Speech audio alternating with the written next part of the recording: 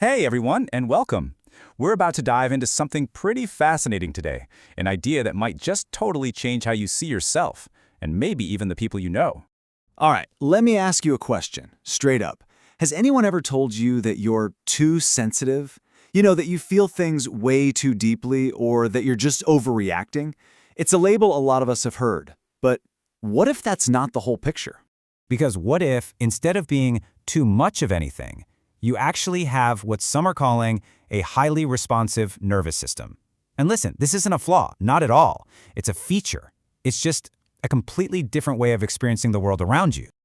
Okay, so what in the world does that actually mean? Let's get into it. We're going to break down what a highly responsive nervous system is and maybe even figure out where it comes from.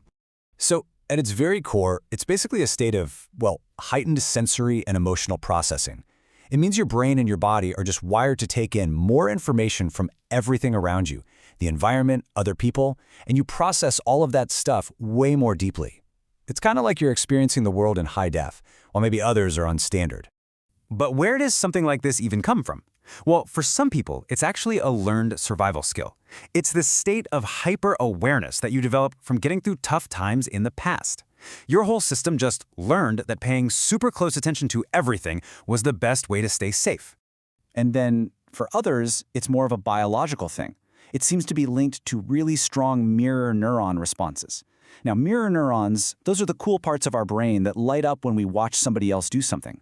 And in highly responsive people, those neurons are just exceptionally active. So you don't just see an emotion in someone else, you literally start to feel it yourself and feel it deeply. But here's the thing. This responsiveness isn't just about survival. It can actually be a sign of a super high-performance system. So let's dive into 6 common habits of highly responsive people. And as we go, see how many of these, ring a bell for you. All right, number 1. You notice all the little things. You know who you are?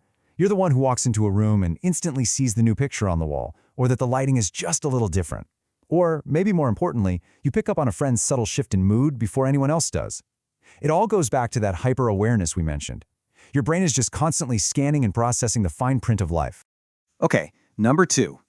You feel other people's emotions, like really feel them, almost as if they were your own. A sad movie doesn't just make you sad, it can wreck your whole day. And on the flip side, when a friend is happy, you feel that genuine joy right along with them. That's that mirror neuron system in overdrive we talked about. You're not just sympathizing, you're empathizing on this incredibly deep level. Coming in at number 3 is that you absolutely need time alone to recharge. I mean, think about it. Since you're processing so much sensory and emotional stuff all day long, it's super easy to get overstimulated. That quiet time you crave? It isn't you being antisocial. No way. It's just essential maintenance for your high-performance system. All right, let's look at number 4. You are highly conscientious. And this deep processing thing, it's not just about feelings. It applies to your work, your relationships, pretty much everything. You're always thinking through the consequences. You spot potential problems a mile away, and you genuinely try to do things the right way. And that, right there, makes you incredibly reliable. Number 5. This one's a big one. You are often described as being really creative or intuitive. See, a responsive nervous system is amazing at connecting dots that other people just don't see. It's blending all that subtle information with deep emotions, and the result? A really rich inner world and what feels like a powerful gut instinct. You just know things. And finally, number 6. You find yourself avoiding violent movies or really shocking news. And it makes perfect sense, right? For a system that feels everything so deeply, that kind of stuff isn't just unpleasant, it can be genuinely distressing. So you're not being weak when you turn it off, you're actually being incredibly wise, protecting your finely tuned system from getting overloaded. When you put them all together, all these habits point to a system that is just powerfully, deeply engaged with the world. And that brings us to a really crucial final idea here. It's all about reframing what happens when those intense emotions, when they overflow. So the old way of thinking sees a big cry, a flood of tears, as a breakdown. It's a sign of weakness, something you should just push down and suppress. But the new view, it sees it as a reset. It's not a breakdown, it's a system release. It's not a loss of control, it's an emotional recalibration.